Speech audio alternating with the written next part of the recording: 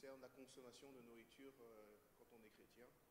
Je pense que c'est la deuxième fois en peu de temps que je rencontre cette question.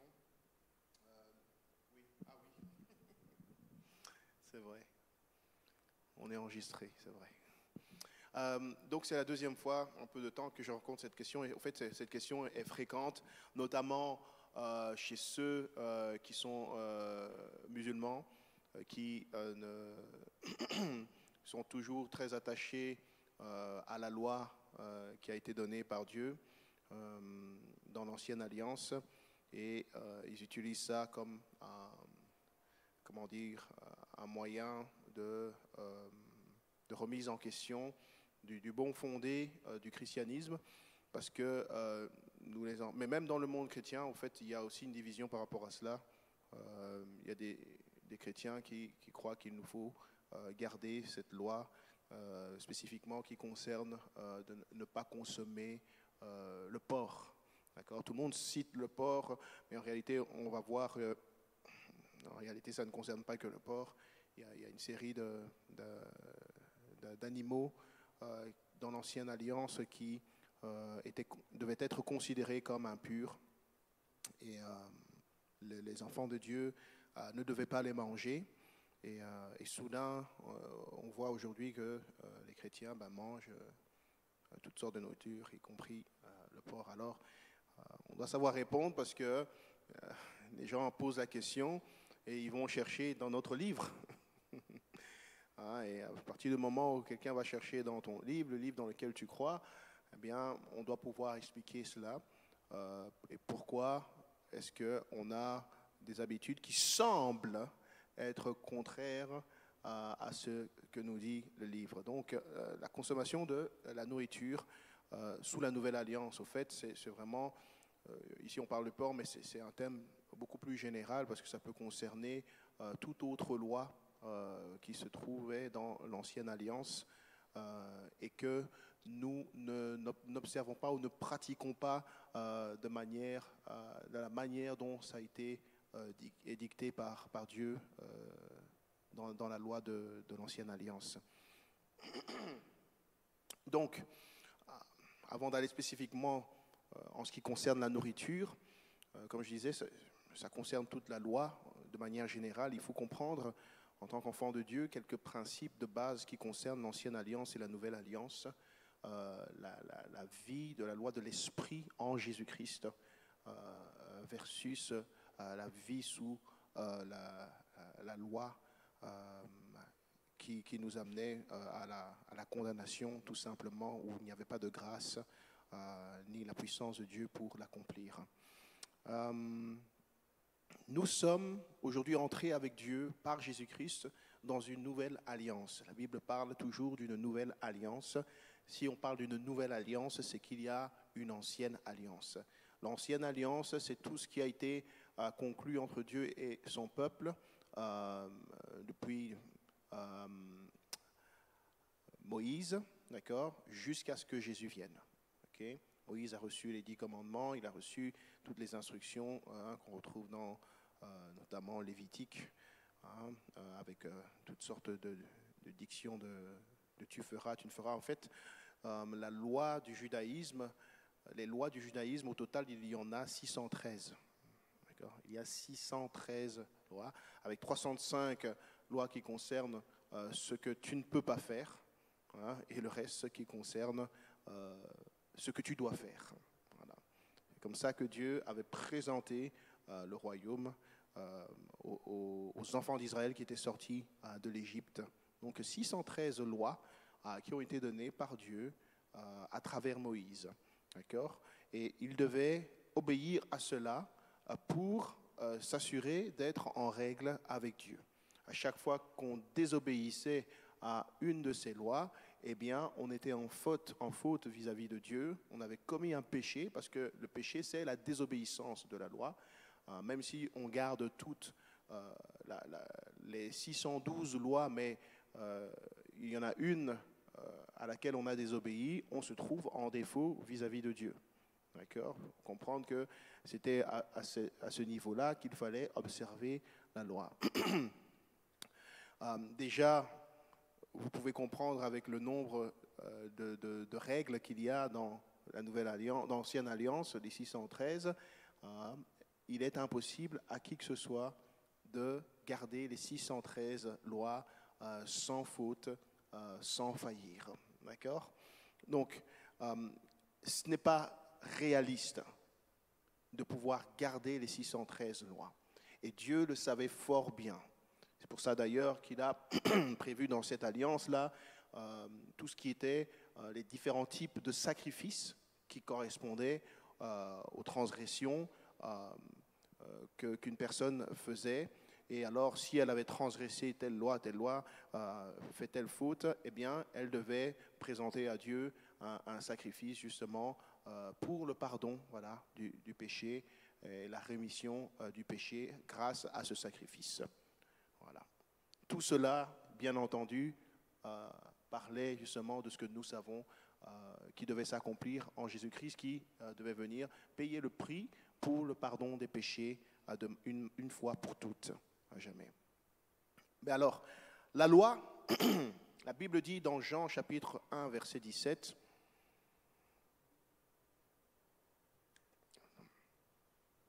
dans Jean chapitre 1, verset 17, « Car la loi a été donnée par Moïse, mais la grâce et la vérité sont venues par Jésus-Christ. » Okay?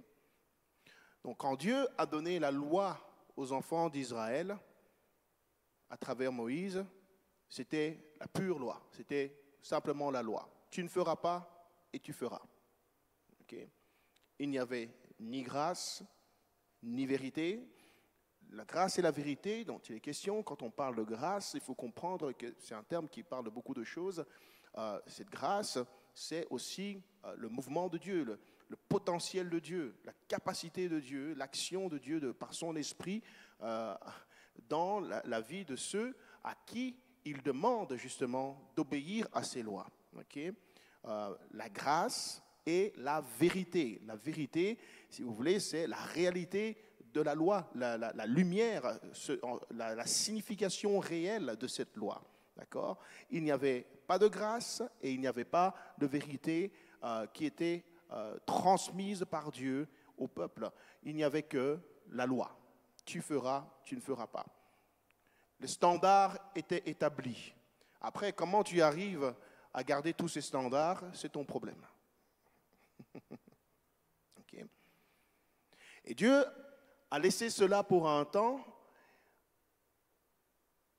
pour beaucoup de raisons, mais une des raisons est que ça a permis de faire monter à la surface l'incapacité de l'homme, clairement et nettement, à garder les lois de Dieu de lui-même.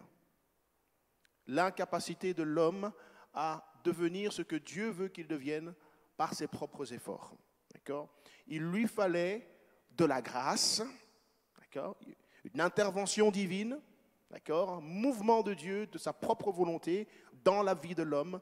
Et il lui fallait de la vérité, c'est-à-dire la révélation, d'accord ? La compréhension, la connaissance de cette loi afin de la mettre en pratique comme Dieu demande à l'homme de mettre en pratique cette loi. Amen. Donc, sous l'ancienne alliance, ce que Dieu communique, c'est seulement la loi, la règle, et le peuple ne reçoit pas tout ce qu'il faut pour être entier devant Dieu. C'est quand Jésus-Christ vient, d'accord ? Il vient, la Bible dit, avec la grâce et la vérité. Amen. Il vient avec la capacité et la révélation, la compréhension de cette loi qui a été donnée. Très important. Jésus n'est pas venu en abolissant la loi, nous comprenons. La Bible dit clairement cela. Jésus a dit, ne croyez pas que je suis venu abolir la loi, d'accord, comme si ce n'était plus bon, okay, mais je suis venu pour l'accomplir. Okay.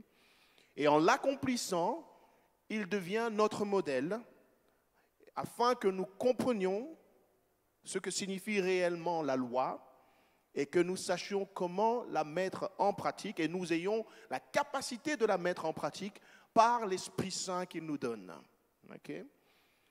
Lorsqu'un enfant de Dieu reçoit le Saint-Esprit, il reçoit la compréhension de de la nature divine, la sainteté de Dieu, il a la vision de Dieu et il est dirigé par Dieu dans toutes les Écritures. Et qu'il comprend comment mettre en pratique ces règles par la puissance de l'Esprit Saint pour être agréable à Dieu. Il reçoit le discernement dans son esprit. Donc en Jésus-Christ, c'est là que tout est complet. C'est là que la loi prend tout son sens.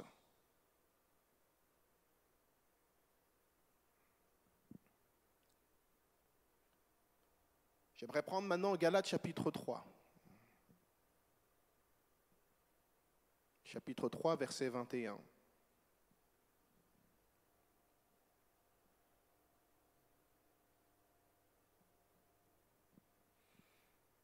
La loi est-elle donc contre les promesses de Dieu?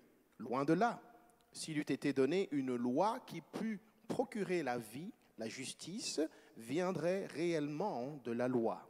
Mais l'Écriture a tout renfermé sous le péché afin que ce qui avait été promis fût donné par la foi en Jésus-Christ à ceux qui croient. Avant que la foi vînt, nous étions enfermés sous la garde de la loi en vue de la foi qui devait être révélée.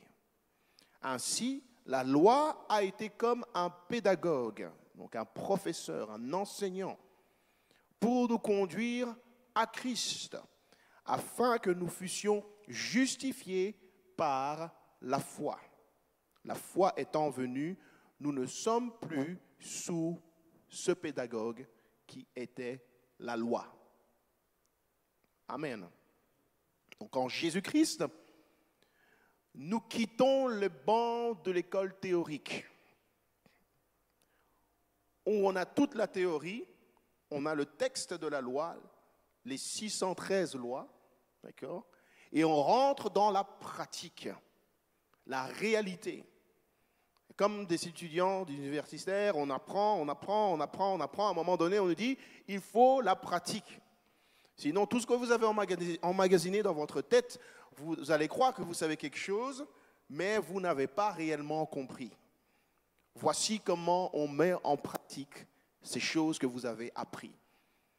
Et tout le monde ici qui a eu, ne fût-ce qu'un peu d'études, et qui a dû pratiquer ce qu'il a étudié, comprend qu'il y a un chemin, d'accord? Entre la théorie et la pratique, il y a une adaptation, une compréhension à avoir de la théorie pour mettre en pratique ce qu'on a appris. Amen. Et quand on rentre dans le monde du travail, c'est pareil, il y a des choses que l'on n'a pas compris sur les bancs de l'école. Ce n'est que quand on rentre dans la réalité des choses que l'on les comprend. Des fois, des choses, on découvre, on dit, ah, on fait ça, et puis on se rend compte que, mais c'est de ça que parlait la théorie. On comprend mieux que, en fait, on avait déjà vu ça, sauf qu'on n'avait pas réalisé que c'était à cela que ça correspondait dans la réalité. Okay.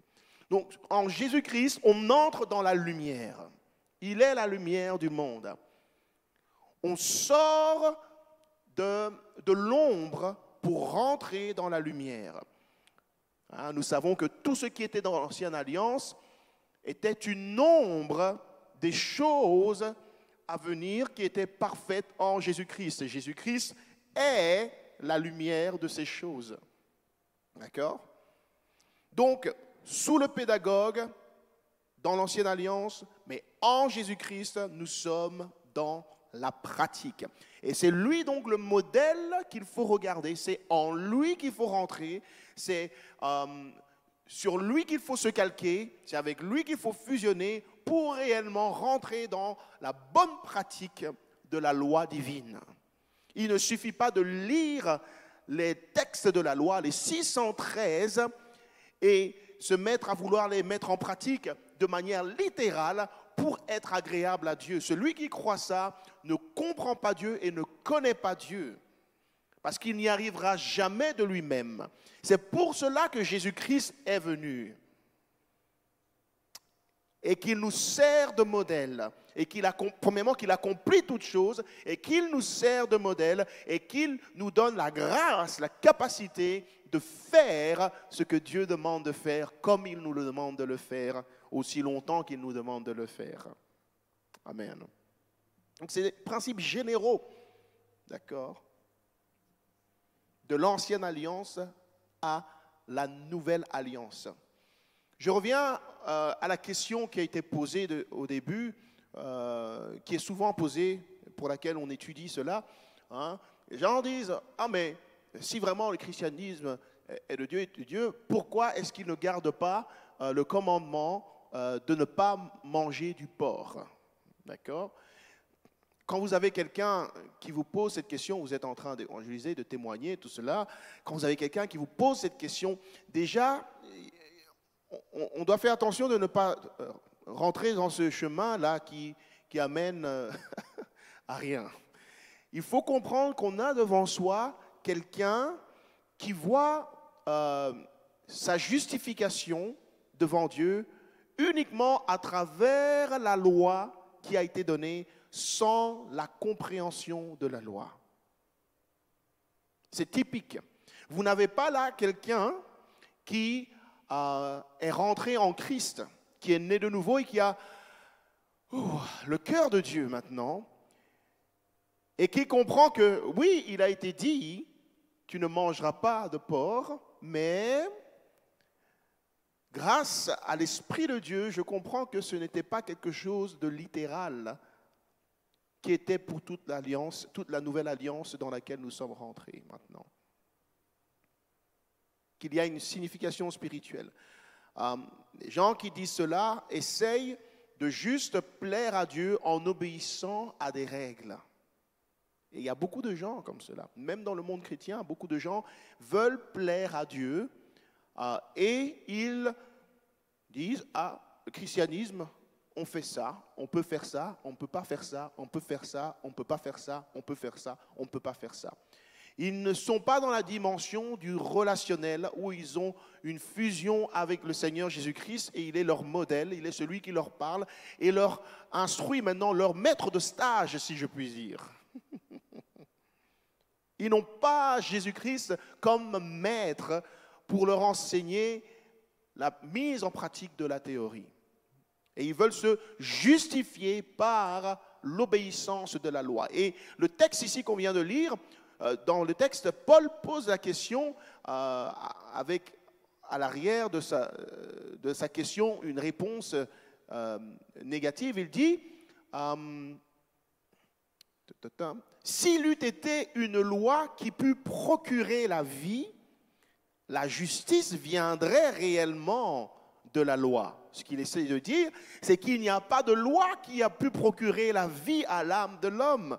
Au contraire, chacune des lois, dans les 613 lois judaïques, ont prouvé à l'homme qu'il était privé de la gloire de Dieu parce qu'il n'était pas capable de garder ces lois. Tout homme honnête sur la terre, sous le soleil, viendra à cette conclusion que nous avons failli à la loi de Dieu et qu'on ne peut pas, à travers la loi de Dieu, atteindre la vie éternelle de nous-mêmes en obéissant à la loi. Et la justice ne vient pas de la loi. L'obéissance de la loi ne procure pas la justice devant Dieu. Donc on a devant nous quelqu'un qui veut être justifié devant Dieu en disant « j'ai gardé telle loi et telle loi ». Et c'est un faux raisonnement, un raisonnement erroné duquel on peut aider quelqu'un à sortir très rapidement si on reste focalisé sur le message essentiel, celui qu'on est venu apporter. D'accord ? Donc, avant que la foi vienne, nous étions sous la garde de la loi qui était pour nous un professeur. Maintenant, en Jésus-Christ, nous ne sommes plus sous ce pédagogue. Très important.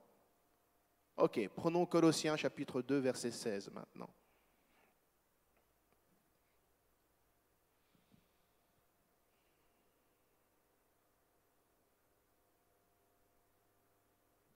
Okay. Colossiens 2, 16. Que personne donc ne vous juge au sujet du manger ou du boire, ou au sujet d'une fête, d'une nouvelle lune ou des sabbats. C'était l'ombre des choses à venir. Mais le corps, c'est-à-dire la réalité ou la lumière, est en Christ. Amen. Donc pour chacune des 613 lois, il y a une lumière, une réalité spirituelle qui est attachée à chacune de ces lois. Et ces réalités ne sont révélées qu'à travers Jésus-Christ. Le but de ces lois n'était pas de les appliquer de manière aveugle, sans le cœur de Dieu, sans la compréhension. Parce que garder les commandements de cette façon-là ne nous change pas de toute façon et ne nous empêche pas d'y faillir de toute manière. Pour réellement garder les commandements de Dieu, on doit d'abord arriver à aimer Dieu. Et quand on aime quelqu'un, on arrive à le comprendre. Et c'est là qu'on veut de soi-même faire ce qui plaît à cette personne qu'on aime. Amen. Et ce n'est pas une obligation maintenant, c'est volontaire. Parce que je l'aime. D'accord ? C'était l'ombre des choses à venir, mais le corps est en Christ. Qu'aucun homme, donc, sous une apparence d'humilité et par un culte des anges, ne vous ravisse à son gré le prix de la course, tandis qu'il s'abandonne à ses visions et qu'il est enflé d'un vain orgueil par ses pensées charnelles, sans s'attacher au chef, dont tout le corps assisté et solidement assemblé par des jointures et des liens tire l'accroissement que Dieu donne. Celui qui veut plaire à Dieu par l'obéissance de la loi, c'est-à-dire qui met sa foi dans le fait qu'il obéit à la loi, donc il est juste devant Dieu, il est enflé d'orgueil. Il vient devant Dieu disant, moi j'ai réussi à faire ça, ça, ça. Tu dois me laisser rentrer. Tu dois me laisser rentrer dans ton royaume. J'ai gardé tes commandements. Et c'est un orgueil vain et faux, une flatterie fausse qu'on se fait parce qu'on a failli dans l'un ou l'autre des 613 commandements. Celui qui veut garder la loi et se justifier par la loi ne s'attache pas au chef, c'est-à-dire Jésus-Christ. C'est à Jésus-Christ qu'il faut d'abord s'attacher pour ensuite accomplir la loi selon le cœur de Dieu et le faire parce qu'on a été sauvé, pas pour être sauvé. Donc, je suis toujours en train de parler de manière générale. D'accord ?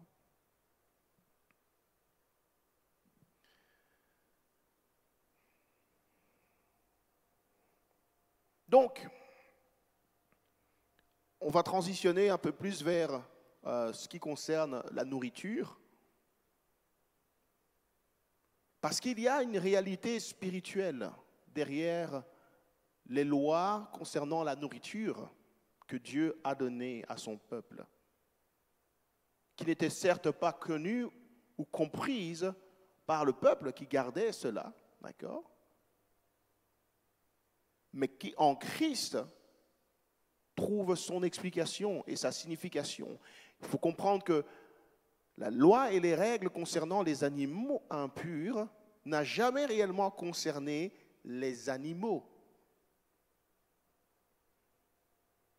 Dieu a créé toutes choses. Amen. C'est lui qui a créé ces animaux et il n'a pas créé des animaux impurs. D'accord? S'il les déclare impurs, c'est qu'ils le sont devenus sous le discernement de Dieu. Amen. C'est à cause d'une réalité spirituelle attachée à ces aliments, à ces animaux, que Dieu défendait à son peuple, dépourvu de grâce et de vérité, il leur défendait de manger ces animaux parce qu'ils allaient être souillés par la consommation de ce type d'animaux. OK? Donc, le sacrifice de la croix n'avait pas encore eu lieu. La rédemption par le sang de l'agneau n'avait pas encore eu lieu. D'accord? L'état du monde était sous l'assujettissement du péché et de la loi du péché et de la mort. OK? Ce que Dieu a créé au départ était bon. 1 Timothée chapitre 4, verset 4.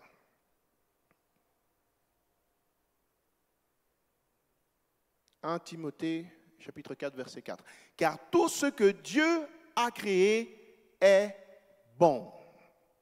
Et rien ne doit être rejeté pourvu qu'on le prenne avec action de grâce. Parce que tout est sanctifié par la parole de Dieu et la prière. Si vous lisez ce chapitre, Paul parle justement des fausses doctrines qui allaient venir, comme quoi on doit se priver d'aliments que Dieu a créés normalement. On doit s'en priver. C'est devenu des doctrines apparemment. Et Paul insiste disant que car tout ce que Dieu a créé est bon. Il ne faut pas suivre ce type de doctrine. Tout ce que Dieu a créé est bon, rien ne doit être jeté, pourvu qu'on le consomme avec action de grâce, par la prière, parce que tout est sanctifié par la parole de Dieu et la prière. Donc, il y a une sanctification qui a lieu, des choses qui étaient souillées. Amen. Amen. Christ n'est pas mort en vain. La grâce de l'Esprit ne nous a pas été donnée en vain. La révélation de la parole de Dieu ne nous a pas été donnée en vain. Le ciel ouvert à travers Christ pour pouvoir prier en son nom et être exaucé ne nous a pas été donné en vain. Tout est sanctifié par la parole de Dieu et par la prière.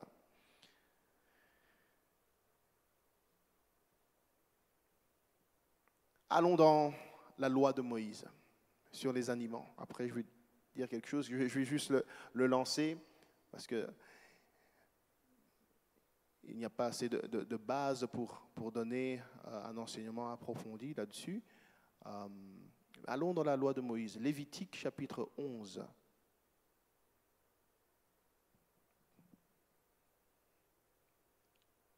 C'est dans ce passage que vous trouvez ces règles qui concernent ce que les enfants de Dieu pouvaient manger et ne pouvaient pas manger sous l'ancienne alliance.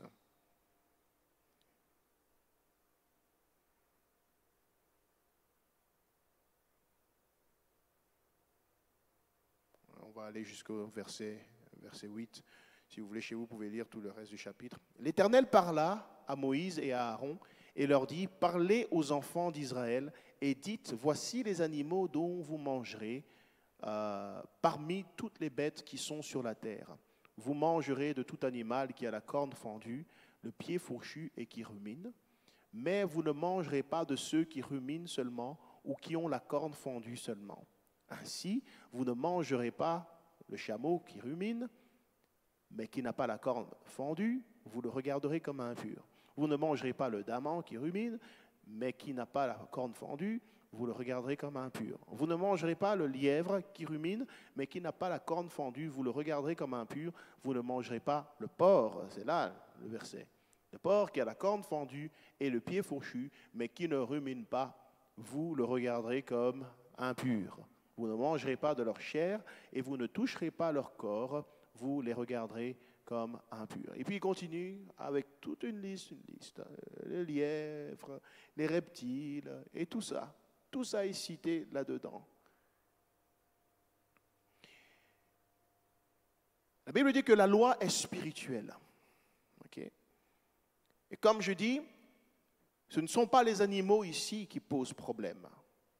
Mais il y a une situation spirituelle, un état des choses spirituelles qui fait en sorte que Dieu dit à son peuple de ne pas consommer de ces animaux-là. Cette réalité, Dieu seul la connaît en totalité. Je ne peux donner qu'une idée. Parce que l'état du monde à ce moment-là, c'est que le monde est assujetti par le péché. Les esprits mauvais sont en activité. L'esprit de Satan et ses démons sont en activité. Et vous vous souvenez que c'est par un animal que Ève et Adam ont été approchés et qu'ils ont été tentés dans le jardin d'Éden. Amen. Et que parce que cet animal a servi de vaisseau, de canal à Satan pour tenter la femme et l'homme et les faire tomber, Dieu a prononcé un jugement sur cet animal. Amen. Satan, c'est un esprit. Ce n'est pas un animal. Ce n'est pas un serpent. Mais le serpent a travaillé avec Satan pour faire tomber l'homme et la femme. Voilà. Et pour cela, un jugement a été prononcé sur lui. Il va ramper sur son ventre et manger tous les jours de sa vie la poussière de la terre. N'est-ce pas? D'accord. Dieu connaît les raisons pour lesquelles il a prononcé sur ces animaux cette notion d'être impur. Je ne peux pas vous dire tout, je ne sais pas. Pourquoi Dieu les a déclarés impurs, je ne sais pas. Mais la raison, elle est spirituelle. D'accord? Et lorsque Christ vient et qu'il accomplit l'œuvre de la croix, il vient pour régler le problème du péché dans le monde et le problème de la domination de toute la puissance de l'ennemi sur la création. La Bible dit que sur la croix, il a quoi? Il a dépouillé les dominations, les autorités. Toute la puissance de l'ennemi a été livrée en spectacle et a été vaincue sur cette croix. Le sang de Jésus-Christ a été versé. Amen. Et est venu libérer sa création de l'emprise du péché. Amen. Et il faut comprendre là que le sang qui a été versé a un effet sur toute la création. Les animaux y compris. Amen. Donc là, je suis en train de vous donner vraiment des notions un peu profondes. Vous n'allez pas raconter ça à quelqu'un avec qui vous devez parler 3 minutes. Ça va être compliqué à établir tout ça, mais j'aime bien donner des choses un peu profondes quand même. D'accord? Par moment, vous allez pouvoir citer ces choses-là, ça dépend du niveau de la conversation. Mais le sang de Christ qui agit sur tout ce qui a été touché par le péché. Très important à comprendre. Même ces pauvres animaux qui se faisaient sans cesse sacrifier à cause du péché des hommes qui avaient désobéi à la loi de Dieu. Dès ce jour-là, c'était fini. Vous imaginez? C'était la fête parmi les animaux. On ne doit plus se faire sacrifier maintenant. Vous imaginez? Les agneaux, les moutons qui font la fête. C'est génial. Il y en avait un qui était sur le point de se faire tuer. Au même instant, Christ est mort et son sang a coulé. Et celui qui allait offrir le sacrifice a dit, l'agneau de Dieu a payé le prix définitif pour mon péché. Je ne vais plus sacrifier cet agneau-là.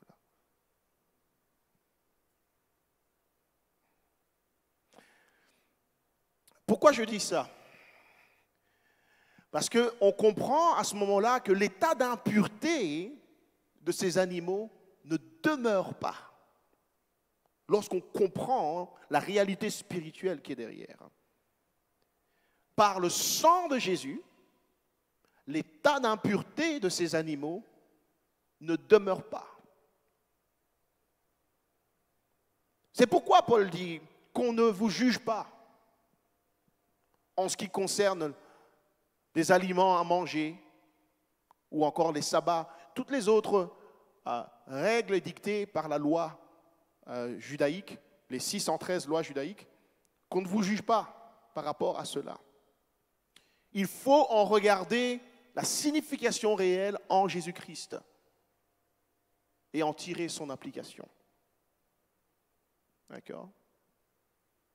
Et alors, l'application réelle qu'il faut comprendre de cette loi, qui est spirituelle, elle est celle-ci, c'est que ce n'est pas ce qui rentre dans le ventre qui souille l'homme.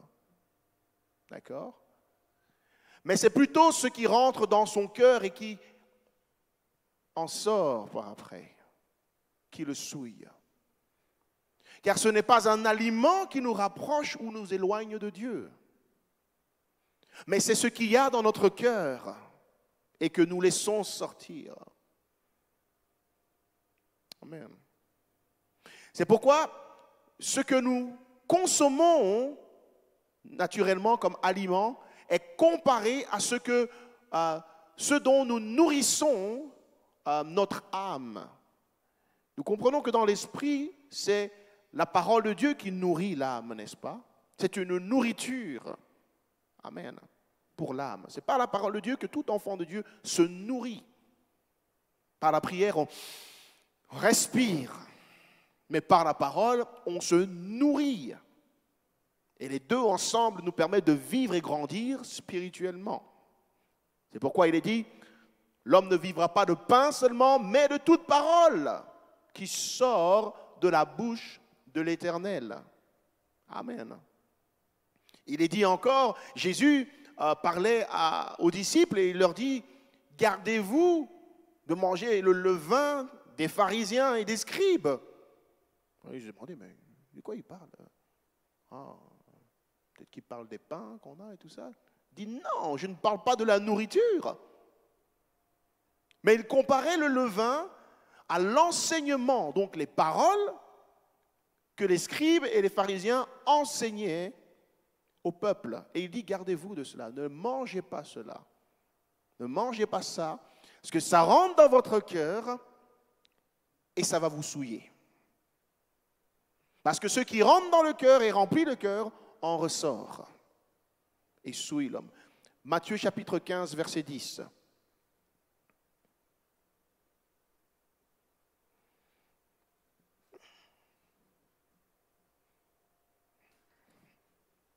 Non, je vais lire ici.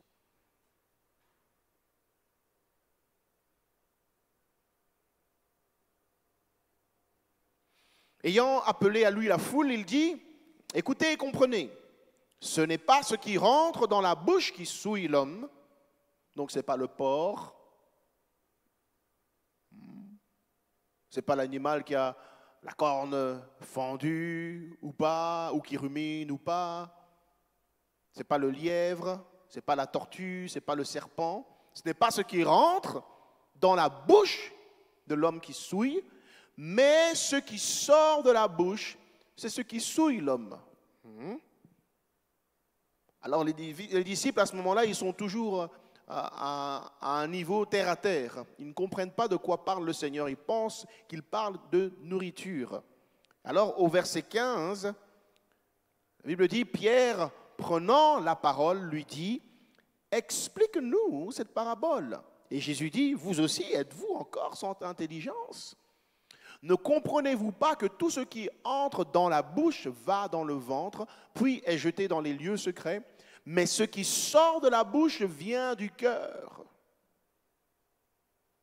Et c'est ce qui souille l'homme. Il parle de la parole, car c'est de l'abondance du cœur que la bouche parle. Et c'est ce qui sort de la bouche de l'homme qui souille l'homme. Car c'est du cœur que viennent les mauvaises pensées, les meurtres, les adultères, les impudicités, les vols, les faux témoignages, les calomnies. Voilà les choses qui souillent l'homme. Mais manger, par exemple, sans s'être lavé les mains, cela ne souille pas l'homme. Ah, ils avaient cette règle, il faut se purifier les mains, il faut se laver les mains. C'était une règle de pureté pour eux, mais cela n'avait absolument rien à voir.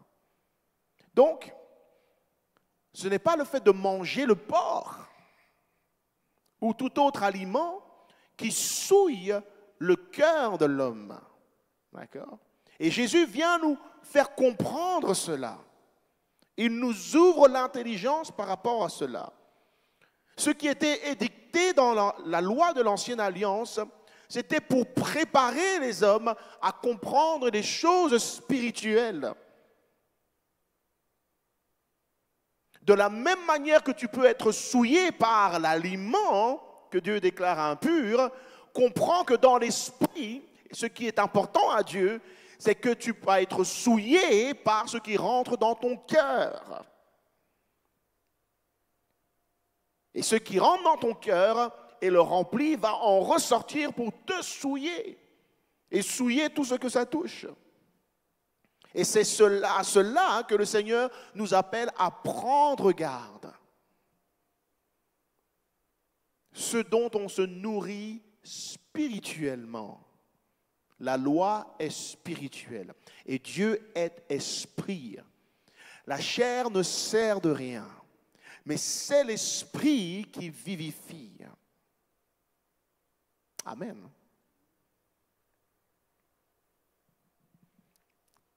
Alors Dieu va faire quelque chose pour vraiment ne laisser aucun trouble par rapport à cette transition, parce que quelqu'un peut dire, c'est tout ça, c'est de l'interprétation. D'accord? Mais le Seigneur va faire quelque chose dans les débuts de la vie de l'Église, dans Actes chapitre 10, Acte 10, verset 13.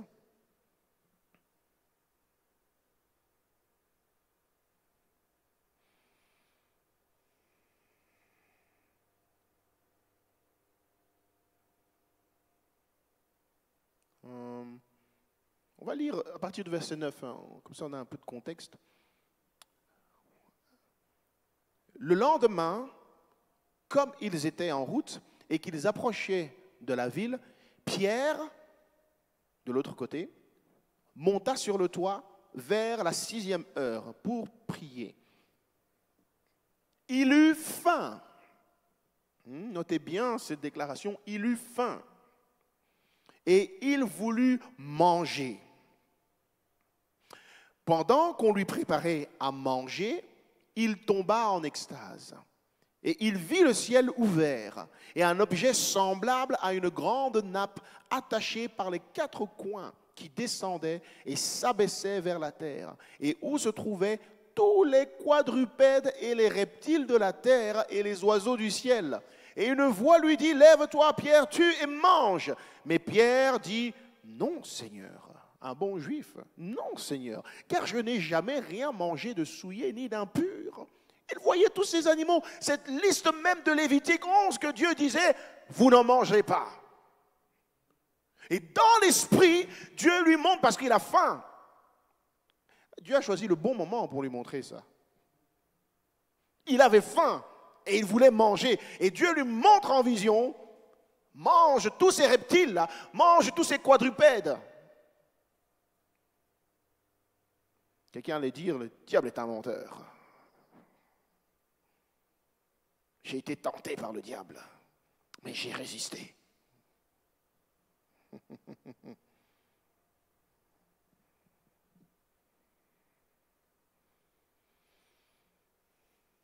Et Pierre répond, non, je n'ai jamais rien mangé de souillé ni d'impur. Et pour la seconde fois, pas qu'une fois, la seconde fois, la voix se fit encore entendre à lui. Ce que Dieu a déclaré pur, ne le regarde pas comme souillé. Amen.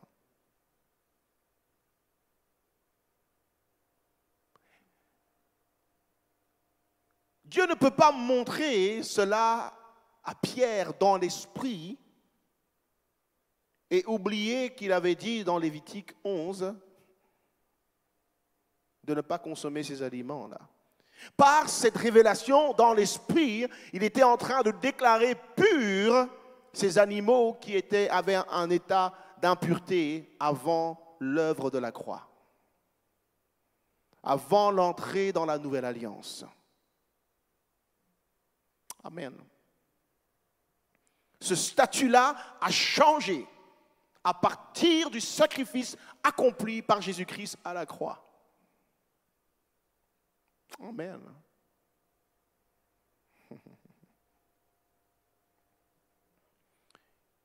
Verset 16, cela arriva jusqu'à 3 fois. Vous avez imaginé combien de fois Dieu a dû s'y prendre pour, que ça percute dans l'esprit de Pierre finalement.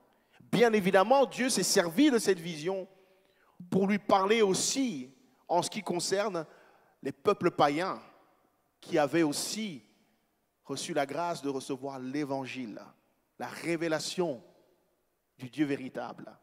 Et que, contrairement à ce que pensaient les Juifs auparavant, que c'était juste eux et le reste était indigne et impur, Dieu a fait comprendre à Pierre, en réalité, ce n'est pas le cas.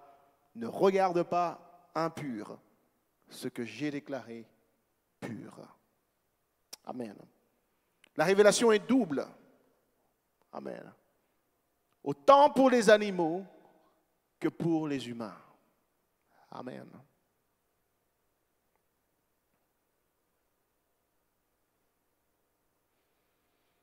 Je prends enfin le dernier passage dans Actes chapitre 15, versets 28 et 29.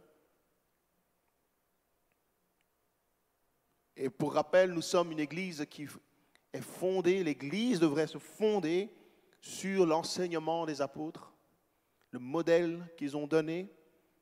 C'est ce que dit la parole de Dieu. Édifié sur le fondement des apôtres et des prophètes, Jésus-Christ étant la pierre angulaire. Nous avons eu le témoignage de Jésus-Christ qui dit que ce n'est pas l'aliment qui rentre dans la bouche qui souille l'homme, mais c'est ce qui en sort du cœur. Nous avons le témoignage des apôtres, un des apôtres et Pierre ici, et maintenant on va encore avoir les ordonnances claires et nettes des autres apôtres ensemble, réunis. Actes 15, 28 à 29.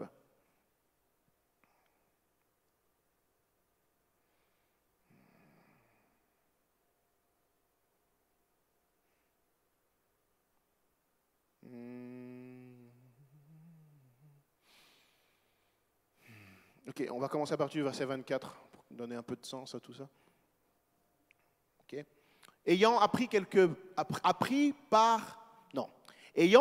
quelques hommes partis de chez nous et auxquels nous n'avions donné aucun ordre, vous ont troublés par leurs discours et ont ébranlé vos âmes, nous avons jugé à propos, après nous être réunis tous ensemble, de choisir des délégués et de vous les envoyer avec nos bien-aimés Barnabas et Paul.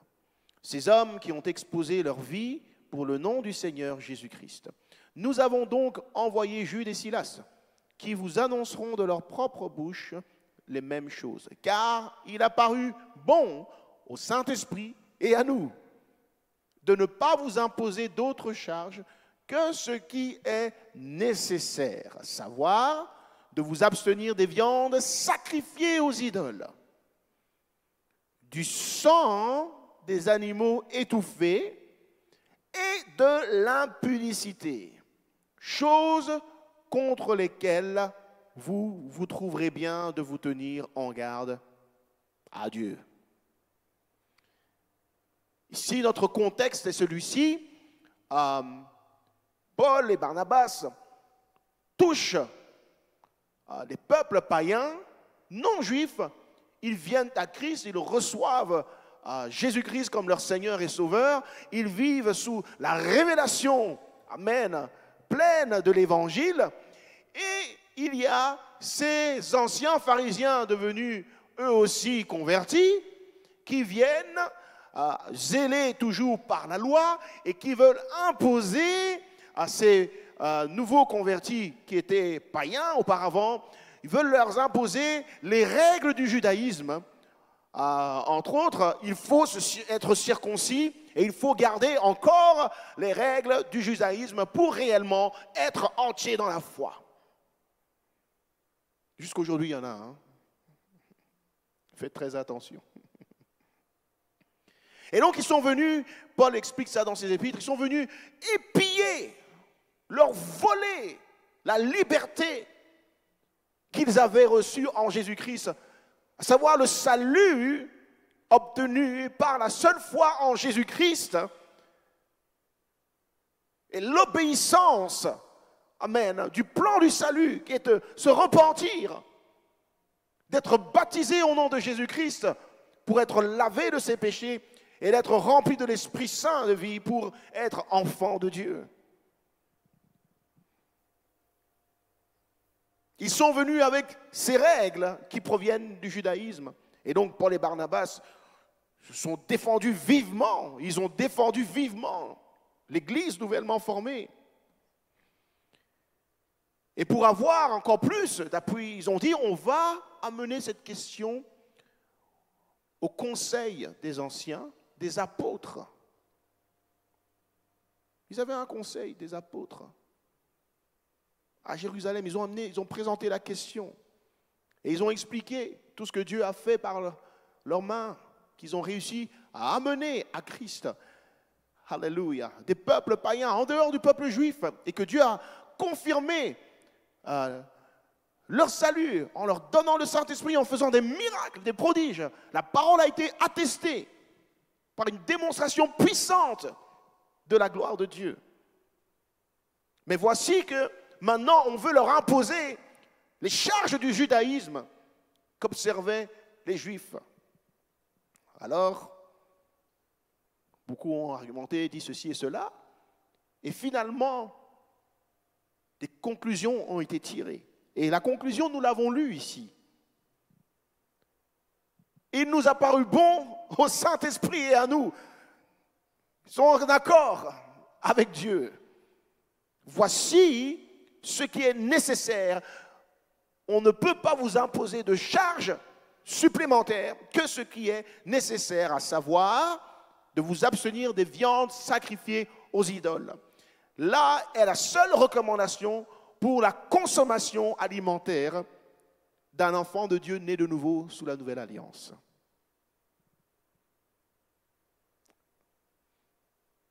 Pourquoi ? Parce que la réalité spirituelle, elle est là, justement.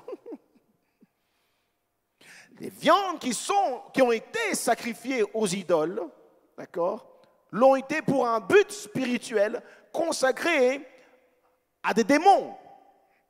Parce qu'on sait que derrière les idoles se cachent des démons. D'accord ? Et donc, ne voulons pas qu'on participe à la table des démons. D'accord ? Il nous est prescrit de nous abstenir de la viande sacrifiée aux idoles. Après, Paul va beaucoup plus loin dans ces choses-là, dans les épîtres, expliquant que c'est par acquis de conscience, si on te dit que ça a été sacrifié aux idoles, tu t'en prives. Mais si tu ne sais pas, tu ne sais pas. Tu pries, on ne va pas commencer à suspecter. D'accord ? Ça a été sacrifié aux idoles ? Ça a été sacrifié aux idoles ? Comment ça a été tué ? Hein ? Non. Parce que les démons n'ont aucun pouvoir sur nous. À moins qu'on leur ouvre la porte. C'est-à-dire qu'on participe au culte qui leur a été fait et qu'on s'accorde avec cela. D'accord ? Mais en priant, en rendant grâce, avec la parole de Dieu dans la prière, c'est sanctifié. Amen. Donc, la recommandation ici, elle est de ne pas participer sciemment à un culte idolâtre. Tu vois un restaurant qui dit « restaurant de Baal ».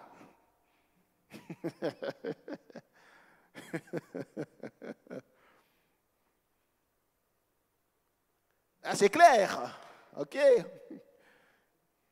Astarté, Moloch, bon, ciao, on va aller dans l'autre restaurant. Amen. Paul dit, mais même si tu mangeais la viande sacrifiée aux idoles, tant que toi-même tu ne participes pas, c'est bon.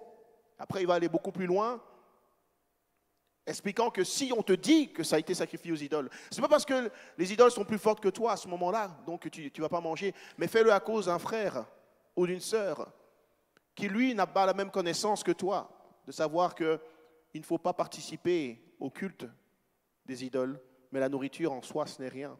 Et lui, te voyant manger la nourriture que tu sais et qu'il sait qu'elle a été sacrifiée aux idoles, peut-être qu'il est faible d'esprit, de compréhension, de connaissance, il va se dire, ah, mais c'est bon, alors on peut participer aussi au culte des idoles.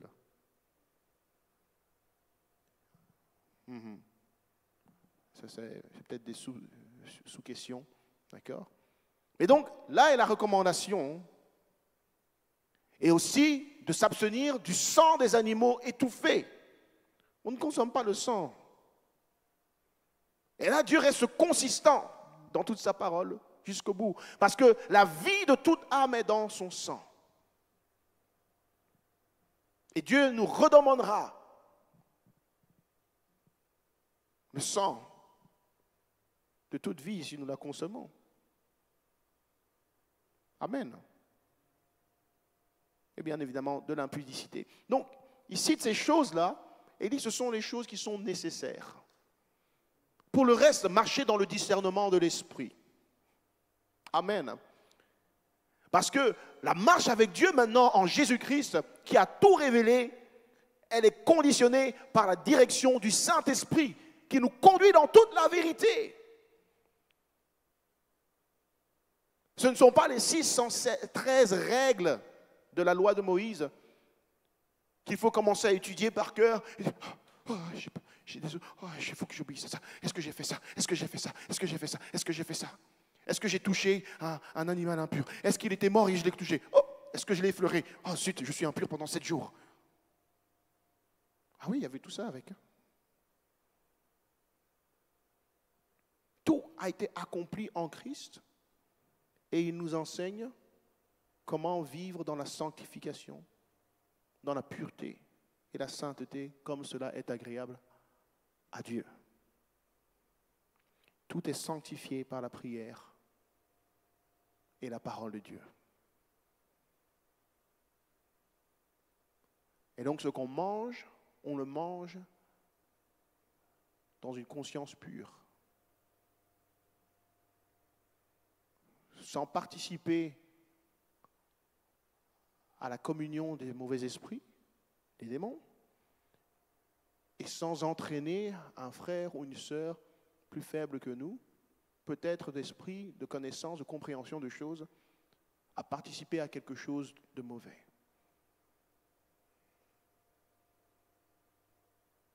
C'est la même chose que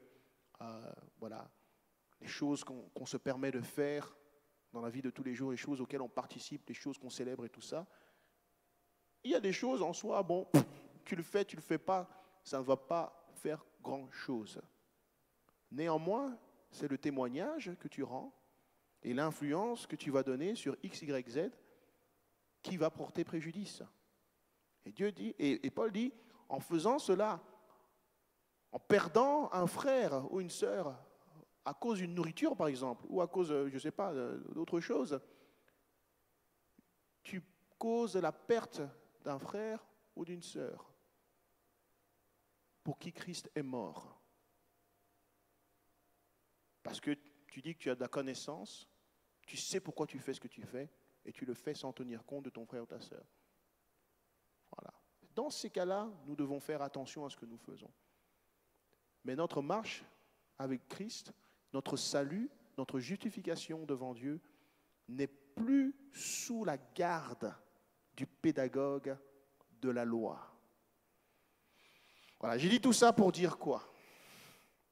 J'ai dit tout ça pour dire qu'une personne qui s'inquiète autant de « ouais, mais quand on est chrétien, on ne peut pas faire ça. Comment ça se fait que les chrétiens ils font ça? Quand on est chrétien, on ne peut pas faire ça. Comment ça se fait que les chrétiens ils font ça ?» Une personne qui regarde cela ne regarde pas dans la bonne direction. Et il faut systématiquement ramener cette personne à regarder vers la direction du salut et la rédemption qui est seulement possible par le sacrifice de la croix, Jésus-Christ, et son sang versé pour nous. Une telle personne doit réaliser qu'elle peut essayer de garder toutes les règles de la loi. Cela ne la justifiera jamais devant Dieu parce que ses péchés demeurent devant Dieu. Aucune de ces règles de la loi n'a le pouvoir d'effacer ses péchés, ses transgressions devant Dieu. Seul le sang de Jésus-Christ versé à la croix par son sacrifice a ce pouvoir-là. Et pour cela, cette personne doit reconnaître Christ crucifié pour elle, mort et ressuscité d'entre les morts. Et elle doit venir à lui, lui demandant pardon pour ses péchés, être baptisée en lui pour ne former qu'un seul esprit avec lui et recevoir le don du Saint-Esprit.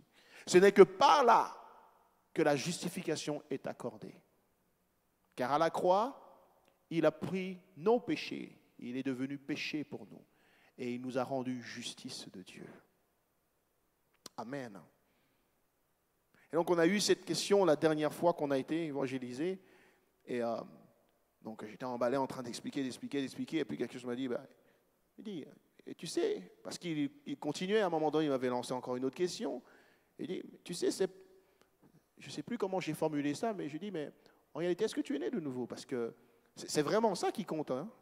Parce que toutes ces choses, oui, qu'on fête Noël, qu'on mange le porc et tout cela, en réalité, ce n'est pas ça qui détermine si tu es sauvé ou pas. Et donc, il faut systématiquement ramener la pensée claire, la lumière, justement, en ce qui concerne l'origine du salut. Ce qui permet à l'homme ou la femme d'être sauvé, ce ne sont pas ces règles. Ces règles n'étaient que des ombres des choses parfaites à venir qui sont accomplies à travers Jésus-Christ. Amen. La loi parfaite s'accomplit en nous quand Jésus-Christ vit en nous par son esprit maintenant.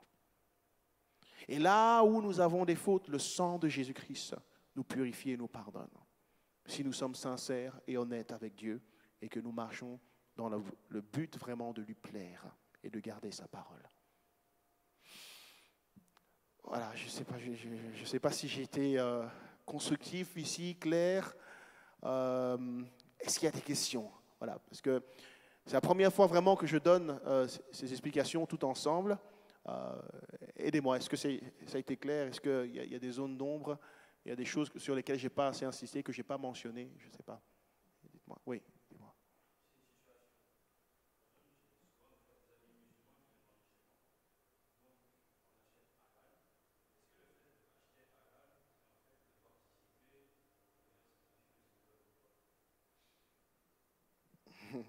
Alors, c'est une très bonne question, dans le sens où est-ce que je dois respecter leurs convictions ou alors je dois manger autre chose que leur viande parce que sinon je participe au culte? Non. Dans ton cœur, dans ton esprit, tu ne considères pas leur idole. D'accord? Toi, tu manges de la viande. Tu veux juste la paix et pouvoir manger avec tes amis. C'est ça. D'accord? Maintenant, l'autre point, c'est que en mangeant halal, quel message tu leur envoies? Là est réellement la question. Quand ils sont avec toi et que, parce qu'ils sont avec toi, tu décides, moi je vais manger halal. Quel message tu leur envoies? Est-ce que dans votre interaction, tu fais comprendre tout cela n'est rien et qu'en réalité, la véritable justification, elle vient d'une relation véritable avec Dieu accordée par Jésus-Christ?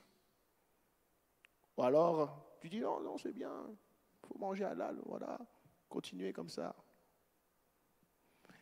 Le message qui est transmis est celui qui est important. Il faut garder un message qui amène, peu importe le peuple, la tradition, les habitudes qu'ils ont. Il faut transmettre un message qui les amène à considérer la réalité supérieure de Jésus-Christ, mort à la croix pour nos péchés, et le seul capable de nous réconcilier à Dieu, au-delà de toutes les traditions, les règles, les rituels que les hommes ont en réalité.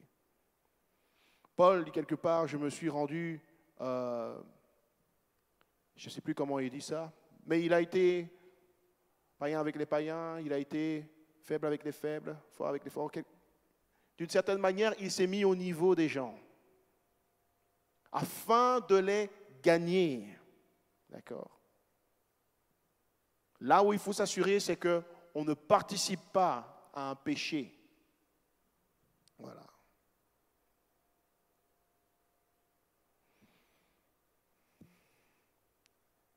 Il faudrait aussi que les enfants de Dieu puissent imposer leurs convictions. Ça, je le crois aussi. Si ceux qui sont dans l'ignorance veulent nous convaincre de leur ignorance, nous qui sommes dans la vérité, nous devons aussi vouloir convaincre de la vérité à ceux qui sont dans l'ignorance. Voilà. Donc voilà, mais bon, le fait de respecter les gens, c'est bien, c'est pas mal. Mais il faut chercher un message à envoyer, clair et net. Pour moi, manger une viande halal ou pas,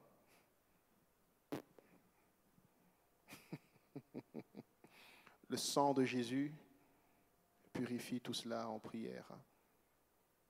Et tu pries devant tes amis.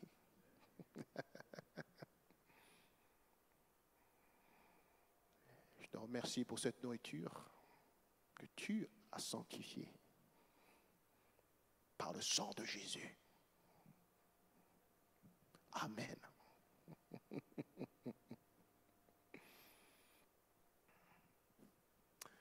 Des commentaires, des questions?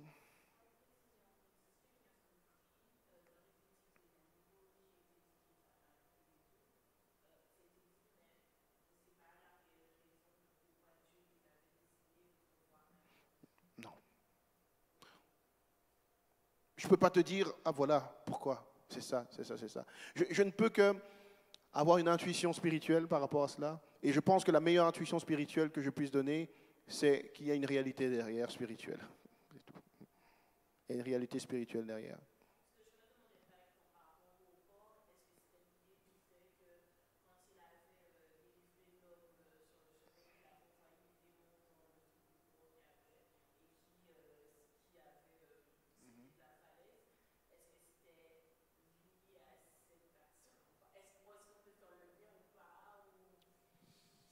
Je sais, j'ai déjà entendu des prédicateurs dire ça, enfin, spéculer ça, on n'a jamais vraiment établi ça.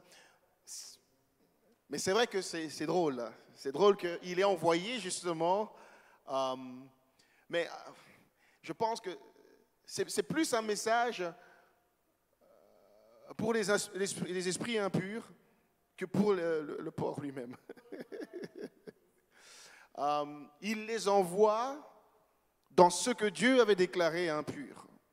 Parce qu'ils sont impurs, ils sont de la race de l'impureté. C'est eux qui souillent toutes choses. Et c'est merveilleux que tu amènes ça en perspective, parce que justement, elle est là la réalité spirituelle qui se cache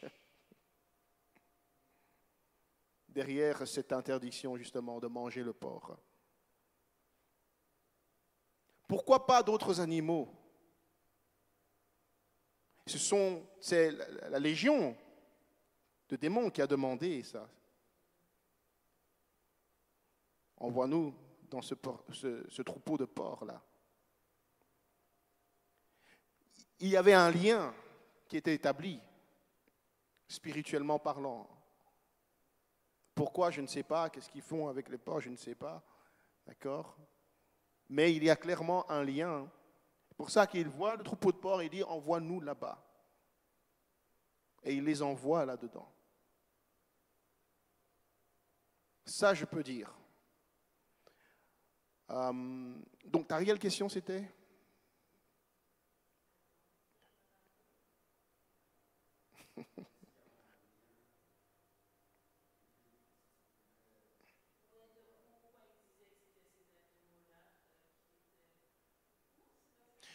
Oui, parce que la loi est venue avant que cette situation en arrive.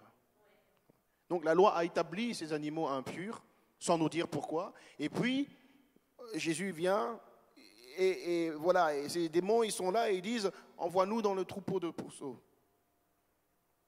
Donc ils sont en train de dire, c'est une de nos maisons.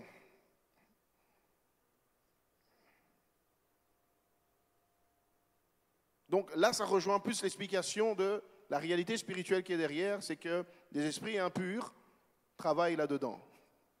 Voilà. Passent par ce type d'animaux-là, que le Seigneur connaît fort bien.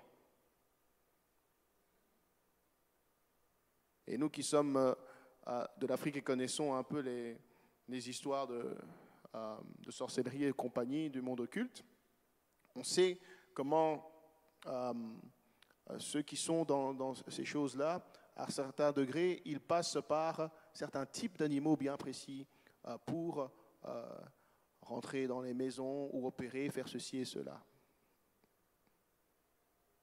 Ouais.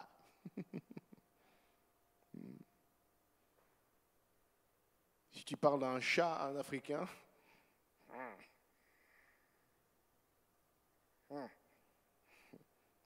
il n'a pas tort parce qu'il sait ce qui se passe avec les chats dans le monde occulte, n'est-ce pas? Il dit, il boue, il fait. Moi, j'aime pas les hiboux. Tu dis serpent. Oui, parce qu'il y a des liens spirituels qui ont été établis avec ces différents animaux. Alors, les profondeurs de tout cela, on connaîtra ça au ciel. On connaîtra toutes choses. Voilà.